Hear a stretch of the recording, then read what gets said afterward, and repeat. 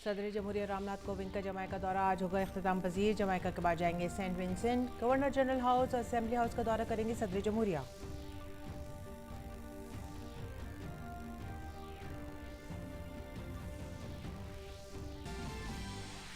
मरकजी वजीर इत्तलात और नशरियात अनुराग सिंह ठाकुर आज कान फिल्म फेस्टिवल में इंडिया पवेलियन का करेंगे इफ्तिताह। इफ्तिताही तकरीब में मरकजी वजीर अनुराग सिंह ठाकुर की क़यादत में 11 रुकनी वफ़द ने रेड कारपेट की जीनत में किया इजाफा।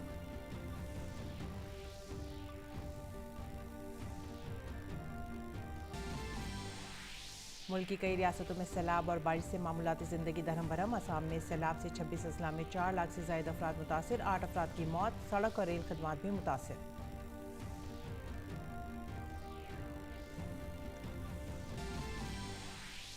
बेंगलुरु में शदीद बारिश। महकमा मौसमियात ने बारिश का ऑरेंज अलर्ट किया जारी। कर्नाटक, तमिलनाडु और केरल के बाज़ इलाकों में भी शदीद बारिश की पेशगोई।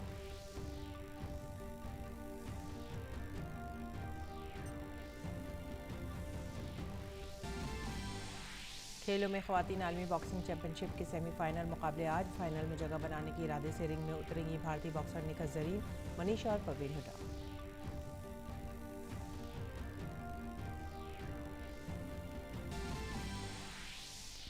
भारतीय निशानेबाजों का ISSF जूनियर वर्ल्ड कप में शानदार कारकर्दगी का सिलसिला जारी। मनु प्रभाकर, ईशा सिंह और रिदम सांगवान की टीम ने 25 मीटर पिस्टल टीम इवेंट में जीता तलाई तमगा।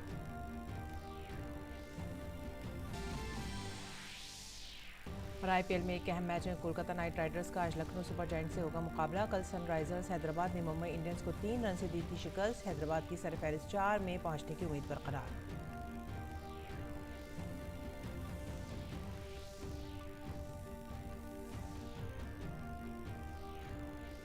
आदाब नाजरीन, उर्दू खबरों में आप सभी का खैर मकदम है। नजर डालते हैं इस वक्त की खास खबरों पर। सबसे पहले बात करेंगे सदर जमहूरिया के जमाइका दौरे की। सदर जमहूरिया रामनाथ कोविंद का आज जमाइका का दौरा इख्तिताम पजीर होगा। जमाइका के बाद सदर जमहूरिया सेंट विंसेंट जाएंगे, जहां वो गवर्नर जनरल हाउस और हाउस ऑफ असेंबली का दौरा करेंगे। अपने दौरे के तीसरे दिन सदर जमहूरिया ने जमाइका में पार्लियामेंट के दोनों ऐवानों के मुश्तरका इजलास से खिताब किया। सदर जमहूरिया ने कहा कि जमाइका की तरक्की में वहाँ रहने वाली बरादरी का खुसूसी ताउन है। Jamaica has welcomed Indians with open arms and given them dignity and respect. As a result, not just politics, but business, music, sports, dress, and food have all witnessed rich Indian presence. It is not only the Indian diaspora and the cultural bonds that bring our two countries together, but our belief in democracy and liberty also binds us together. और अब बात करेंगे कान film festival की। France में जारी कान film festival में आज इत्तलात और नशरियात के मरकजी वजीर अनुराग सिंह ठाकुर इंडिया पवेलियन का इफ्तिताह करेंगे। ख्याल रहे कि इफ्तिताही प्रोग्राम में मरकजी वजीर अनुराग सिंह ठाकुर की क़यादत में 11 रुकनी वफ़द ने रेड कारपेट की जीनत बढ़ाई।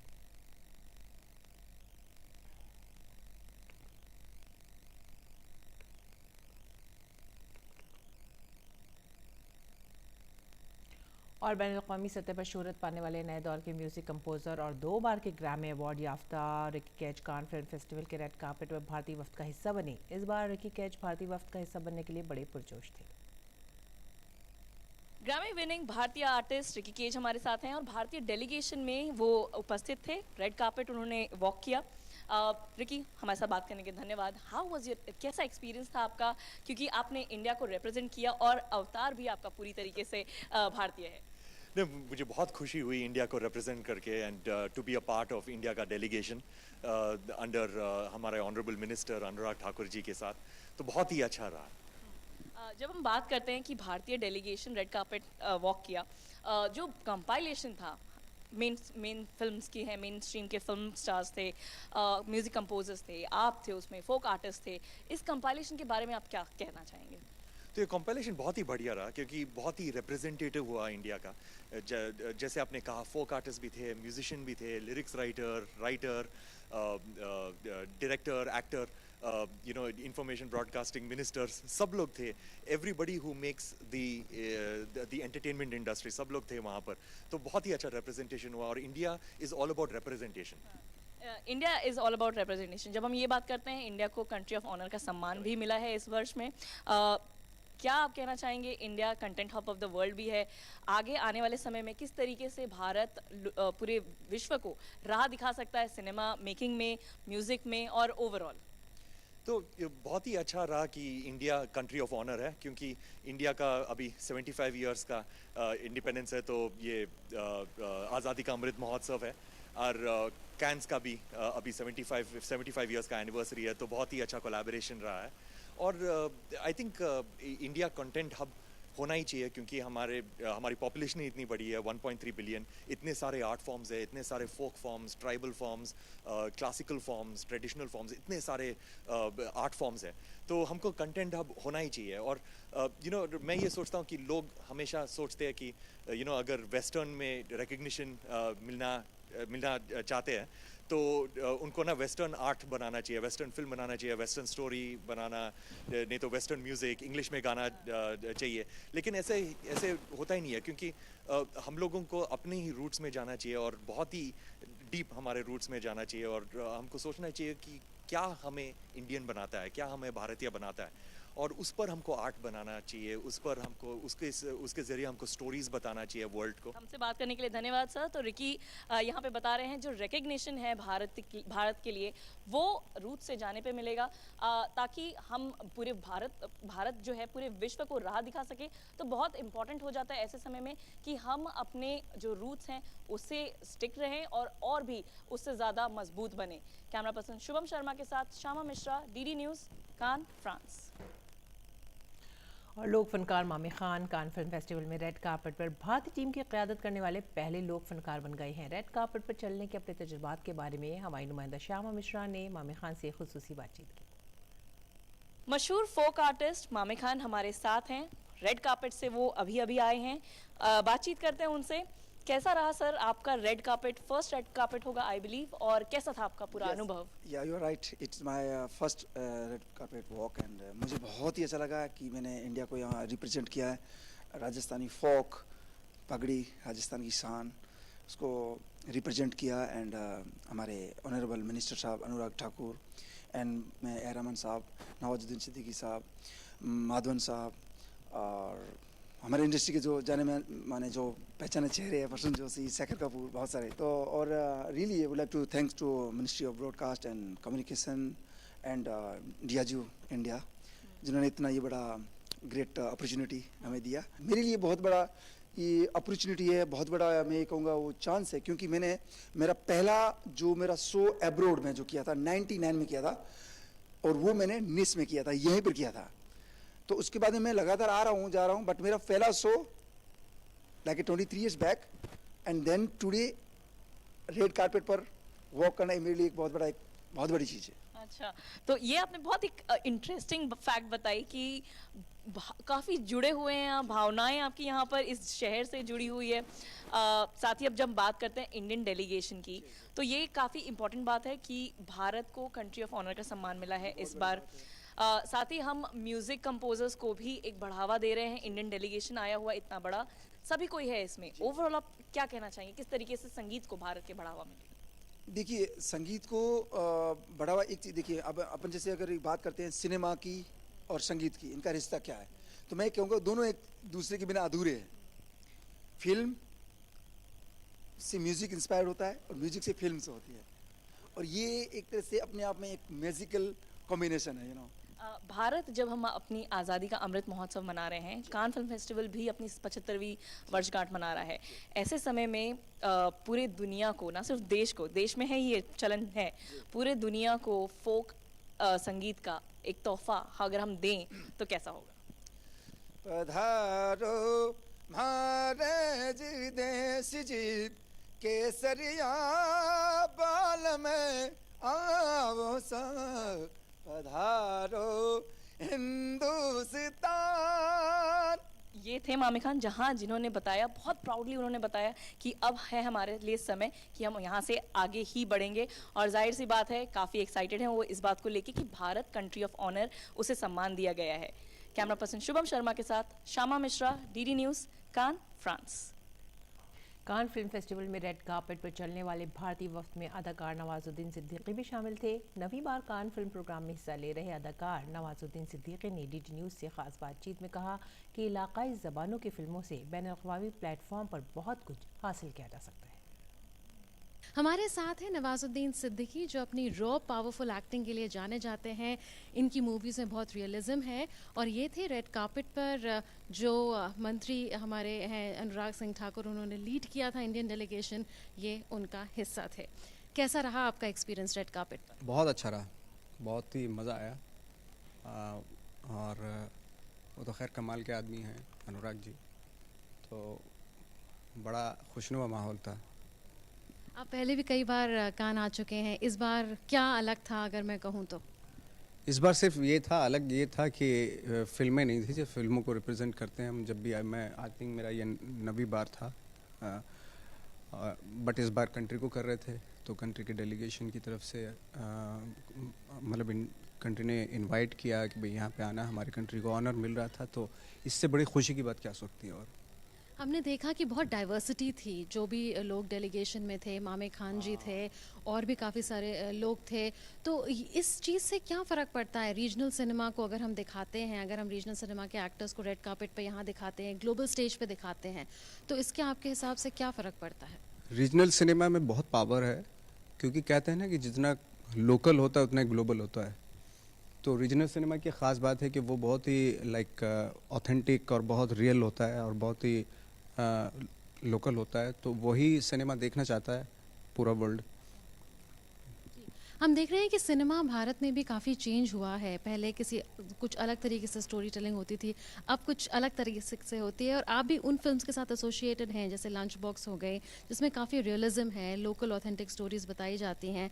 आप इस चेंज को कैसे देख रहे हैं और क्या फ्यूचर देख रहे हैं आप? स्टेट्स की फिल्में हैं, लोकल फिल्में हैं, वो बहुत ज़्यादा अच्छी हैं, और वही फिल्म जो है ना पूरे वर्ल्ड को रिप्रेजेंट करेंगी, और वहीं उन्हीं फिल्मों से कुछ ना कुछ हासिल होगा हमें।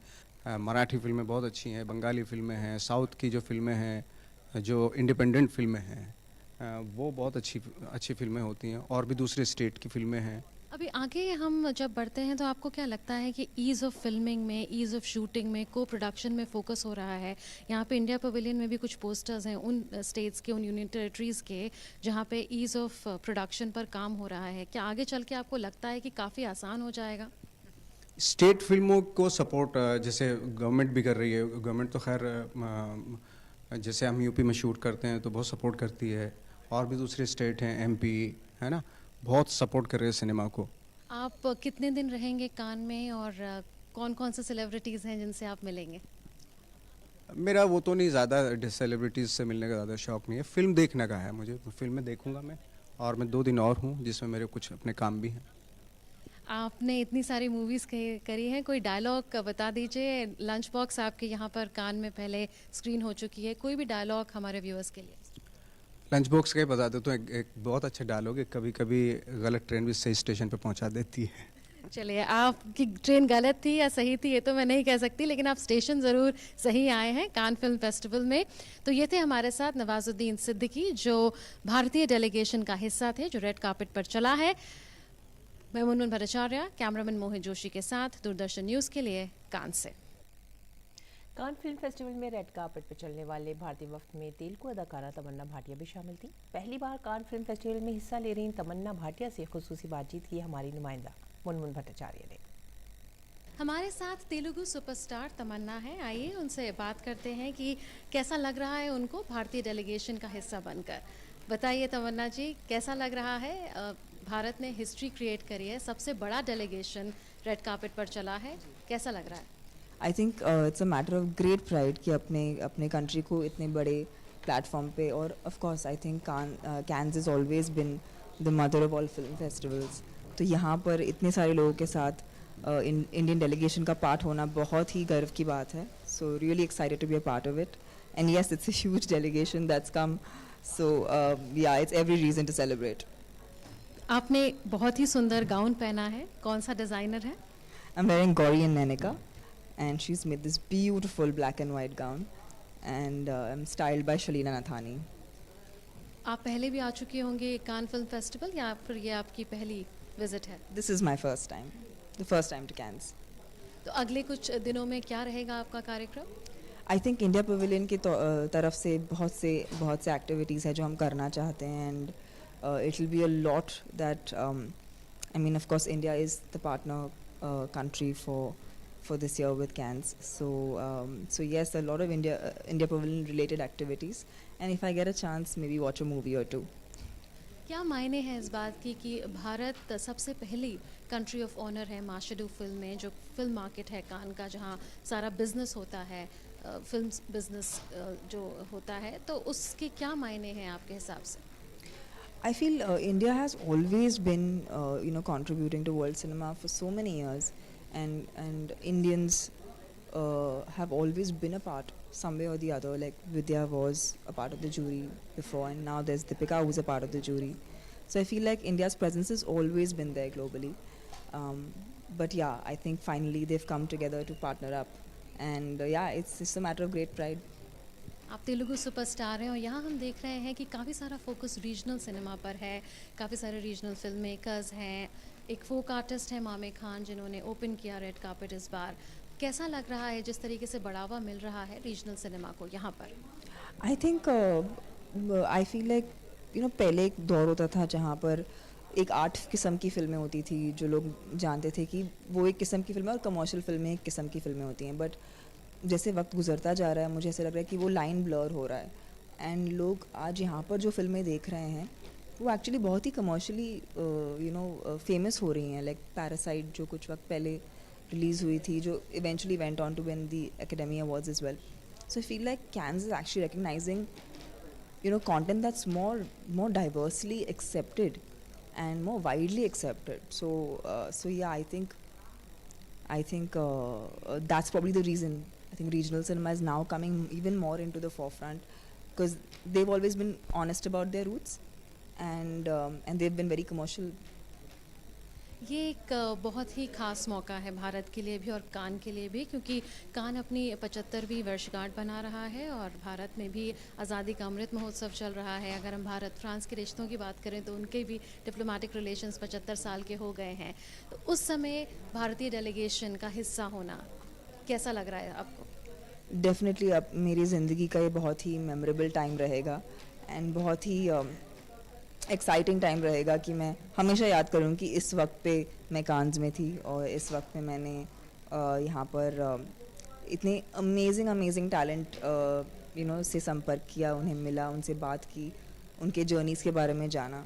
So I think it will be a very special time in my life. You must be friends with Hollywood stars as well. आप उनके साथ भी दोस्त होंगे, आपके फ्रेंड्स होंगे across the world सिनेमा जगत में, उनसे मुलाकात होगी, एक्साइटेड हैं? Actually, I don't know anybody from Hollywood. I don't know any actors from there. So, but it would be lovely to meet and to also know how their journeys are. Because I guess actors तो दुनिया में सब एक ही type के, एक ही system से गुजरते हैं. So, it will be interesting to know. All the best आपको कान फिल्म फेस्टिवल के लिए. तो ये थी हमारे साथ तमन्ना, तेलुगु सुपरस्टार, जो हमसे बात कर रही थी. कैमरामैन मोहित जोशी के साथ मैं मुनमुन भट्टाचार्य, दूरदर्शन न्यूज़ के लिए कान से. तो ये थी खबरें कान फिल्म फेस्टिवल की. अब आगे बढ़ते हैं अगली खबर की तरफ. असम में गुज़श्ता कुछ दिनों से मूसलाधार बारिश की वजह से कई इलाकों में सैलाबी सूरत हाल पैदा हो गई है. रियासती कुदरती आफात बंदोबस्त से मुतालिक महकमे के मुताबिक असम के 26 अजला के 67 रेवेन्यू सर्कल सैलाब से मुतासिर हैं. सेंट्रल वाटर कमीशन CWC के मुताबिक कानपुर में कपीली नदी की सतह आब ऊपर आ गई है. रियासत के 26 अजला के 1089 गाँव में सैलाब का पानी दाखिल हो गया है. रियासत के 4,03,352 शहरी सैलाब से मुतासिर हैं. इसके अलावा मजमूई तौर पर 32,944 हेक्टेयर अराजी पर खड़ी फसलें भी ज़ेर-ए-आब हैं. सैलाब मुतासर इलाकों में कल 89 राहत कैंप कायम किए गए हैं. मुसलसल बारिश और सैलाब की सूरत हाल की वजह से हायर सेकेंडरी साल अव्वल के इम्तहानात गैर मुअय्यना मुद्दत के लिए मुलतवी कर दिए गए हैं. बेंगलुरु में शदीद बारिश की वजह से कई मकामात पर पानी भरने की सूरत हाल पैदा हो गई है. शहर की अहम सड़कों, फ्लाईओवर और अंडरपास में पानी दाखिल होने की वजह से गाड़ियों की आमद-ओ-रफ्त में परेशानियों का सामना करना पड़ा है. कई मकामात पर बारिश का पानी घरों में भी दाखिल हो गया है, जिसकी वजह से लोगों को रात में परेशानियों का सामना करना पड़ा. कई मकामात पर बिजली के खंभे और पेड़ उखड़ गए, जिसकी वजह से पूरे शहर में बिजली सप्लाई भी मुतासिर हुई है. इसी दौरान महकमा मौसमियात ने बेंगलुरु में बारिश के लिए ऑरेंज अलर्ट जारी कर दिया है। आज अलग अलग मकामात पर शदीद बारिश की पेशगोई के साथ ही देही और शहरी बेंगलुरु के लिए अलर्ट जारी किया गया है। महकमा मौसमियात ने कर्नाटक, तमिलनाडु और केरल के कुछ हिस्सों में आइंदा 5 दिनों तक शदीद बारिश की पेशगोई की है।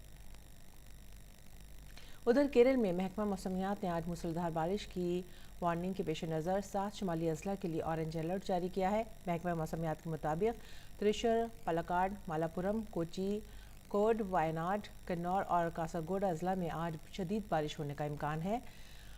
आलपुजा, कोट्टयम, मडक्की और एर्नाकुलम अजला में लक्षद्वीप के लिए तेज़ बारिश के लिए येलो अलर्ट जारी किया गया है। महकमा मौसमियात ने बताया कि केरल के साहिल इलाकों और लक्षद्वीप में 40 से 50 किलोमीटर से लेकर 60 किलोमीटर फी घंटे की रफ्तार से हवाएं चलने का भी अंदेशा है।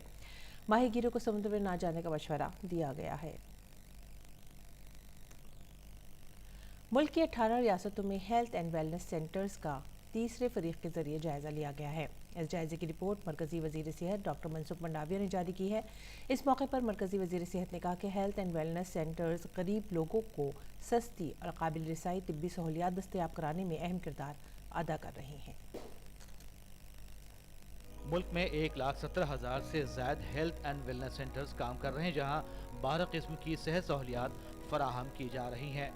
हेल्थ एंड वेलनेस सेंटर्स किस तरह काम कर रहे हैं और इस पर लोगों की क्या राय है, इसके ताल्लुक से मुल्क की 18 रियासतों में थर्ड पार्टीज के जरिए जायजा लिया गया। जांच के दौरान 3,000 से ज्यादा लोगों से बातचीत की गई। लोगों ने मराकज़ के काम की सताइश करते हुए कहा कि यहाँ न सिर्फ तशखीस और इलाज की सहूलत दस्तियाब है बल्कि दवाई भी मुफ्त दस्तियाब है। रिपोर्ट जारी करते हुए मरकजी वज़ीर सेहत डॉक्टर मनसुख मांडविया ने कहा कि हेल्थ एंड वेलनेस सेंटर्स इस बात को यकीनी बनाने के लिए काम कर रहे हैं कि हर आखिरी शख्स को सेहत की बेहतर सहूलियात मैसर हों। हेल्थ एंड वेलनेस सेंटर पर आई हुई एक वृद्ध महिला को पूछा गया कि कैसा आपका अनुभव रहा, तो कहा कि मुझे नियमित यहाँ से मेरे घर के नज़दीक मुझे ट्रीटमेंट मिल जाती है और मेडिसिन भी मिल जाती है, और आने वाले दिनों में प्रधानमंत्री जी का अफोर्डेबल और एक्सेसिबल हेल्थ केयर का जो सपना है ये पूरा करने के लिए हेल्थ एंड वेलनेस सेंटर एक महत्वपूर्ण भूमिका अदा करेगा। 2022 तक मुल्क में 1.5 lakh health and wellness centres खोलने का हदफ मुकर्रर किया गया है। ये मराकज़ सेहत के शोबे की सूरत तब्दील कर रहे हैं। सेहत की वजारत ने कहा कि वक्तन फवक्तन थर्ड पार्टी के जरिए इन मराकज़ का जायजा लिया जाएगा ताकि खामियों को दूर किया जा सके और लोगों को बेहतर तिब्बी सहूलियात मिल सकें। नितेंद्र सिंह की रिपोर्ट, डीडी न्यूज़ उर्दू खबरें। नजर डालते हैं आलमी खबरों पर। रूसी फौज की जानिब से तवील अरसे तक गोलाबारी और मिसाइल हमलों के बाद मारिउपोल मुकम्मल तौर पर तबाह हो चुका है। मारिउपोल में एज़ोस्टाल स्टील और वर्क्स में कई दिन तक मुकाबला करने वाले 250 से ज़ायद जंगजों ने आखिरकार हथियार डाल दिए हैं। मारिउपोल में अब भी गैर यकीनी की सूरत हाल बरकरार है। स्टील प्लांट पर कब्जे के बाद यूक्रेन में सबसे तबाहकुन मुहासरा ख़त्म करते हुए रूसी सदर व्लादिमीर पुतिन ने कामयाबी का दावा किया है। उधर बैनुल-अक़वामी महाज पर स्वीडन की वज़ीर आज़म मैग्डलेना एंडरसन ने कहा है कि स्वीडन और फिनलैंड नेटो में शमूलियत के लिए अपनी दरख्वास्तें जमा करेंगे। वो पुतिन के वसी तर अज़ाइम के बारे में तशावीश पर इत्तेदाल पर मबनी दरीना पॉलिसी को तर्क कर देंगे। अमरीकी सदर जो बाइडन ने न्यूयॉर्क में 10 याफाम अफराद के कत्ल पर शोक का इजहार करते हुए नस्ल परस्ताना साजिशी नज़रियात की तशहीर पर सफ़ेद फाम बालादस्ती, मीडिया, इंटरनेट और सियासत की सख्त अल्फाज में मजम्मत की है। बाइडन ने कहा है कि सफ़ेद फाम बालादस्ती दरअसल एक जहर है जो हमारी सियासत में दाखिल है। बाइडन ने यह बयान मुतासरीन के अहल खाना से मुलाकात के फ़ौरन बाद दिया। खेल की खबरों में भारतीय खवातीन बॉक्सर निका ज़रीन, मनीषा और परवीन हुड्डा आज IBA खवातीन की आलमी बॉक्सिंग चैंपियनशिप में अपने सेमीफाइनल मुकाबले खेलेंगी।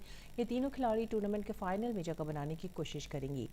52 किलोग्राम जुमरे के सेमीफाइनल में निकत का मुकाबला ब्राज़ील की कैरोलिना डी अल्मेडा से होगा। 57 किलोग्राम जुमरे में मनीषा फाइनल में जगह बनाने के लिए इटली की अरमा टेस्टर के खिलाफ मैदान में उतरेंगी, जबकि 63 किलोग्राम के सेमीफाइनल में परवीन का मुकाबला आयरलैंड की एमिए ब्रॉड्स के साथ होगा। उधर जर्मनी के सुबुल में जारी ISSF जूनियर आर्मी कप में भारतीय निशानेबाजों के लिए मंगल का दिन खास रहा। निशानेबाज मनु भाकर ईशा सिंह और रिदम सांगवान की टीम ने 25 मीटर पिस्टल टीम इवेंट के फाइनल में मेज़बान जर्मनी को 16-2 से शिकस्त देकर सोने का तमगा अपने नाम किया। दूसरी तरफ 50 metre rifle 3 position mix team event में भी भारतीय निशानेबाजों ने चांदी के तमगे पर निशाना लगाया। भारत इस मुकाबले में अब तक सोने के 11, चांदी के 13 और कांसे के 4 तमगों के साथ पहले मुकाम पर है, जबकि इटली ने सोने के 4 तमगों के साथ दूसरा मुकाम हासिल किया है।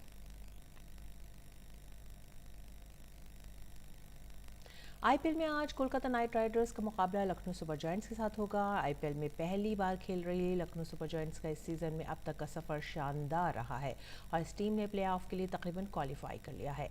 वहीं इस मैच में कोलकाता नाइट राइडर्स के लिए करो या मरो की सूरत हाल है। आईपीएल में कल खेले गए एक दिलचस्प मुकाबले में सनराइजर्स हैदराबाद ने मुंबई इंडियंस को 3 रन से हरा दिया। सनराइजर्स के जरिए दिए गए 194 रन के हदफ का ताक़ुब करते हुए मुंबई इंडियंस की टीम मुकर्रर 20 ओवर में 7 विकेट पर 190 रन ही बना सकी और मैच गंवा दिया। मुंबई की तरफ से रोहित शर्मा ने सबसे ज़्यादा 48 रन बनाए, जबकि इमरान मलिक ने 3 विकेट लिए।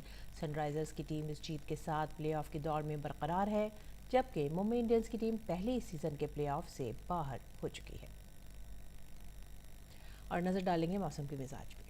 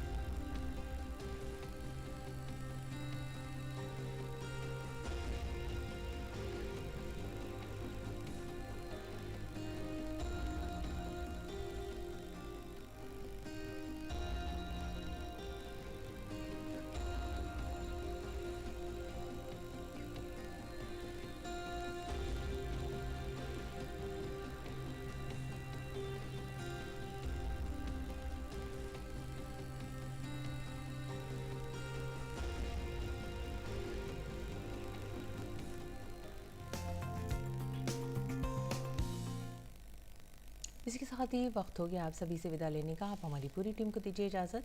आदाब।